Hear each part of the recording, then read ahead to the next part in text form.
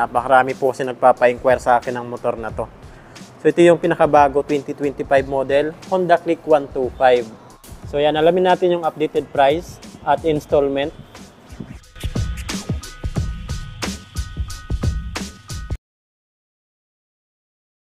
What's up mga idol, Chris Ride Motovlog nga po pala. For today's, nandito ngayon tayo sa DES, The Wixam Incorporated, Lagao Branch, General Santos City.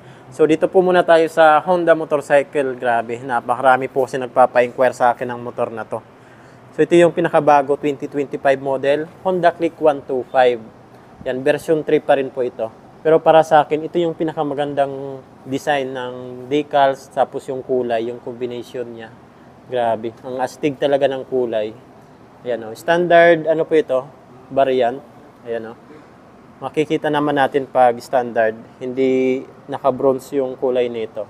So ito, matte black po yung kulay ng kanyang mags. So para sa akin, ito yung pinakapuging combination ng kulay tapos yung decals niya.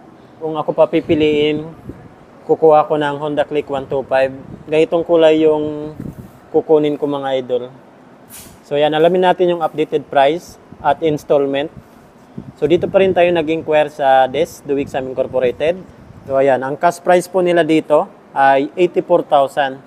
Ayan o, 84,000 po yung cash price nila dito. Nitong Honda Click 125 mga idol.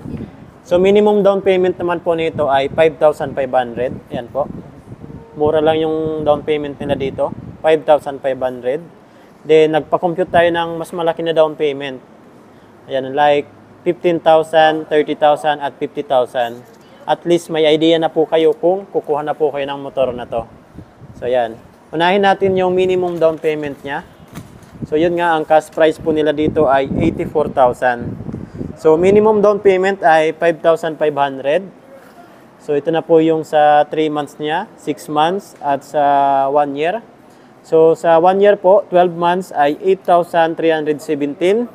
Pagdating naman sa 18 months ay 6,081 pesos.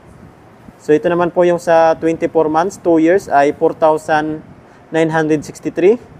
Sa 30 months naman po ay 4,292. Sa 3 years, 36 months ay 3,845. So rebates pa po yan ng 200 pesos. So ito mga idol, may rebates pa na 200 pesos kung maaga po tayo magbayad. Huwag po tayo magpalit ng bayarin para maka-less pa tayo ng 200 pesos. Malaking bagay pa rin yan. Ayan o, 200 pesos rebate. So dumako na tayo sa 15,000 na installment. Ang 1 year na lang po nito ay 7,359. Sa 2 years ay 5,387. Sa 3 years naman po nito, 36 months ay 3,415. So rebates pa yan ng 200 pesos. So ito naman yung sa 30,000 na down payment. Ayan, 30,000 na down payment. So ang 1 year po nito ay 5,847. Sa 2 years naman, 24 months ay 3,513. Sa 36 months, 3 years ay 2,736.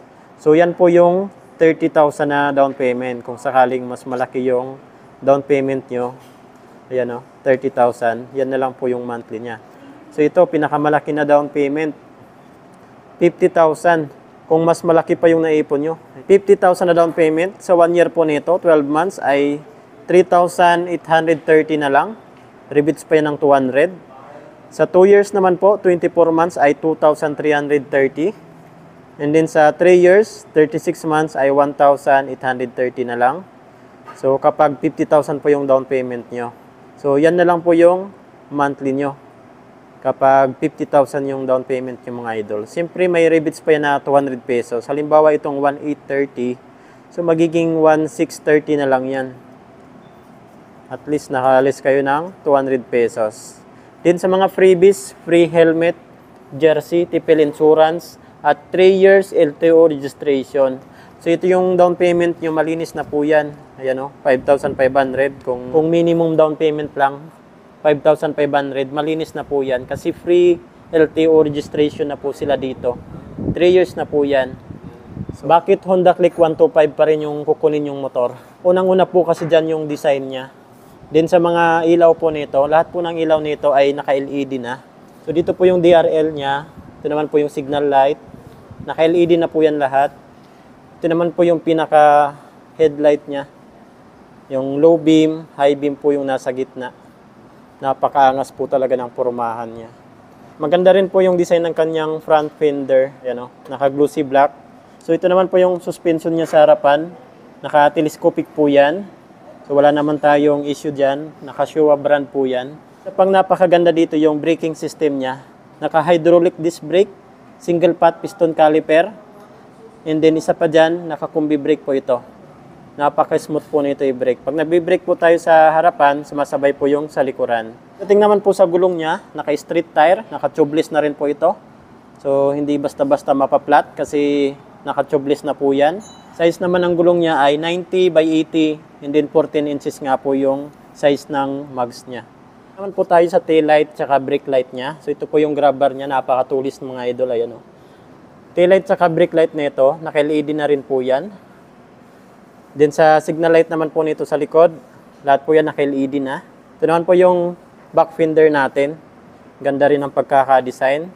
Then may reflectorize po sa dito na kulay red.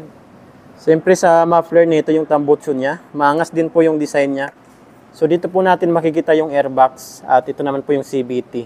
Pagdating naman po sa makina nito, 125cc, naka 4-stroke, 2 valve, single overhead cam at ang cooling system po nito ay liquid cooled.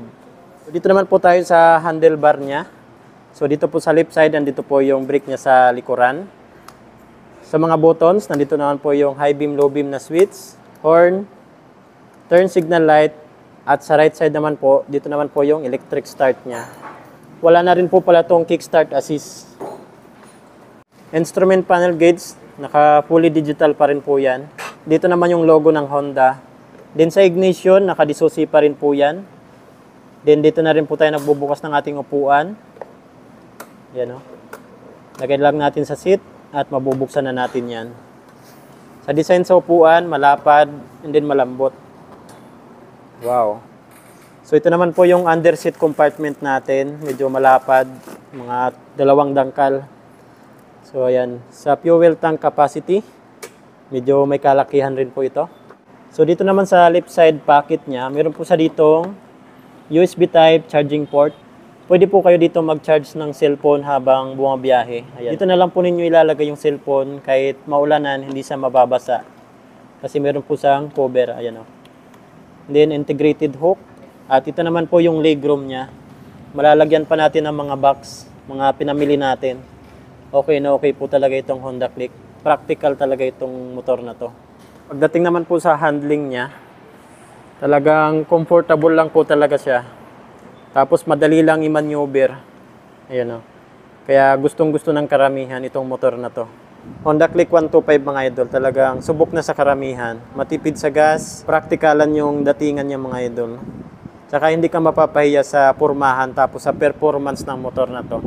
Naka-liquid cooled, naka-digital, naka-LED yung mga ilaw. Talagang maporma. Wala ka nang hahanapin pa sa motor na to.